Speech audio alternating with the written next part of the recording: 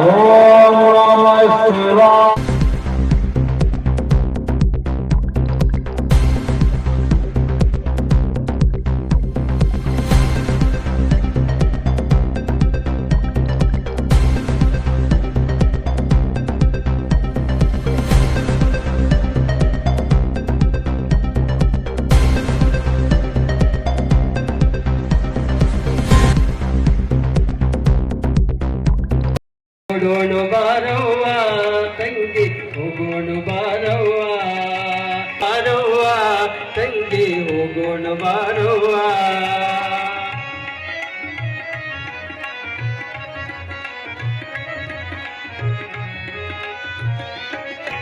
ರಾಯಚೂರು ಜಿಲ್ಲೆಯಲ್ಲಿ ಜನಿಸಿದ ಇವರು ಶಿವಭಕ್ತರಿಗೆಲ್ಲ ದಾರಿ ತೋರಿದ ಪೂಜರು ನೋಡೋಣ ಬಾರವ್ವ ತಂಗಿ ಹೋಗೋಣ ಬಾರವ್ವ ನೋಡೋಣ ಬಾರವ್ವ ತಂಗಿ ಹೋಗೋಣ ಬಾರವ್ವ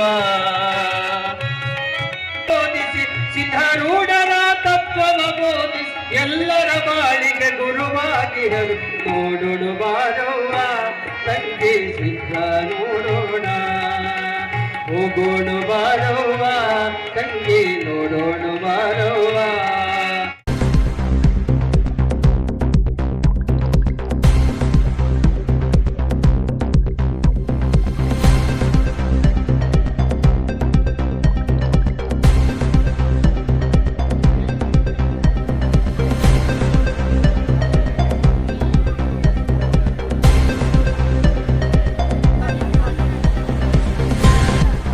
ಅವರಿಗೆ ಗಡಿನಾಡು ಅಭಿವೃದ್ಧಿ ಮಂಡಳಿ ಅಧ್ಯಕ್ಷರಾದಂತ ಸೋಮಣ್ಣ ಬೇವಿನ ಮರದ ಅವರಿಂದ ಸತ್ಕರಿಸ್ತಾ ಇದ್ದಾರೆ.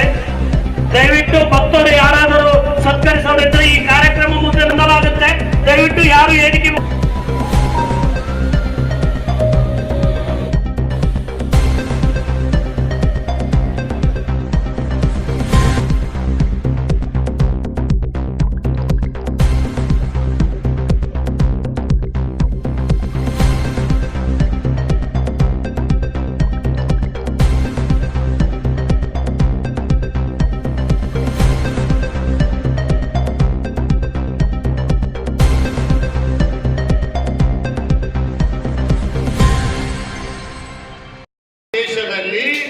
ವಿಪರೀತ ಬಿಸಿಲು, ಬೆಂಕಿ, ಆಕ್ಸಿಡೆಂಟ್ಗಳು, ಅನಾಹುತಗಳು, ತಂದೆ ತಾಯಿಗಳು ಕೂಡ ಬಡದಾಟ, ವೃದ್ಧರಾಗಿರ್ತಕ್ಕಂಥ ತಂದೆ ತಾಯಿಗಳನ್ನ ದೂರ ಹಾಕೋದು, ಇವು ಎಲ್ಲವೂ ಅಜ್ಞಾನದ ದೃಷ್ಟಿಯಿಂದ ಪ್ರಪಂಚದಲ್ಲಿ ತಾಂಡವಾಡ್ಲಿಕ್ಕಂತಿದೆ.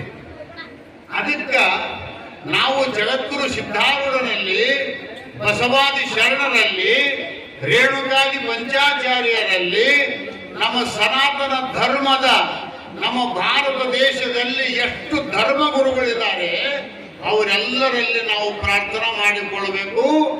ನಮಗೆ ಸುಖ, ಶಾಂತಿ, ನೆಮ್ಮದಿಯನ್ನು ಕೊಡು, ನಮಗೆ ಸಮಾಧಾನ ಕೊಡು, ಮಕ್ಕಳಿಗೆ ಒಳ್ಳೆ ಬುದ್ಧಿಯನ್ನು ಕೊಡು, ತಂದೆ ತಾಯಿಗಳ ಸೇವೆ ಮಾಡತಕ್ಕಂಥ ಬುದ್ಧಿಯನ್ನು ಕೊಡು, ವೃದ್ಧರಾಗಿರ್ತಕ್ಕಂಥವರಿಗೆ ಯೋಗಕ್ಷೇಮ ಮಾಡತಕ್ಕಂಥ ಒಂದು ಬುದ್ಧಿಯನ್ನು ಕೊಡು ಪರಮಾತ್ಮ ಅಂತೇಳಿ ನಾವು ಪರಮಾತ್ಮನಲ್ಲಿ ಕೇಳಿಕೊಳ್ಳಬೇಕು.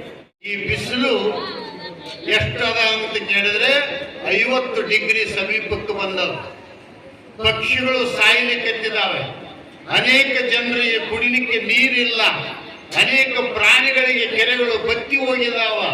ಇಂಥ ಪ್ರಸಂಗದೊಳಗ ನಾವು ಯಾರನ್ನ ಆಶ್ರಯಿಸಬೇಕು ಅಂತ ಕೇಳಿದ್ರೆ ಒಬ್ಬ ದೇವರನ್ನ, ಒಬ್ಬ ಗುರುವಿನನ್ನ.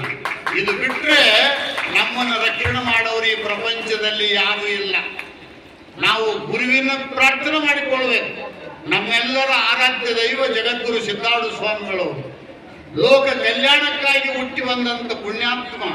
ಇವತ್ತು ಜಾತಿ, ಕುಲ, ಮತ, ಗೋತ್ರ, ಶ್ರೀಮಂತ, ಬಡವ, ಇವನು ಇಂಥವನು, ಇವನು ಕೊಟ್ಟವನು, ಕೊಡ್ಲಾರ್ದವನು ಅಂತ ಯಾವುದೂ ತಾರತಮ್ಯ ಮಾಡಲಾರ್ದನೆ ಸರ್ವರಿಗೆ ಸಮಾನ ದೃಷ್ಟಿಯಿಂದ ಉಪದೇಶ ಮಾಡಿ ಇವತ್ತಿಗೂ ಸಹಿತ ಸಿದ್ಧಾರೂಢ ಸ್ವಾಮಿಗಳವರು ದೇಹತ್ಯಾಗ ಮಾಡಿ 90 ವರ್ಷಗಳು ಗತಿಸಿದ್ರು ಸಹಿತ ನಮ್ಮ ಹುಬ್ಬಳ್ಳಿ ಮಠದೊಳಗ ನೀನು ಯಾವ ಜಾತಿಯವ ಅಂತ ಮಾತಾಡ್ಸಂಗಿಲ್ಲ.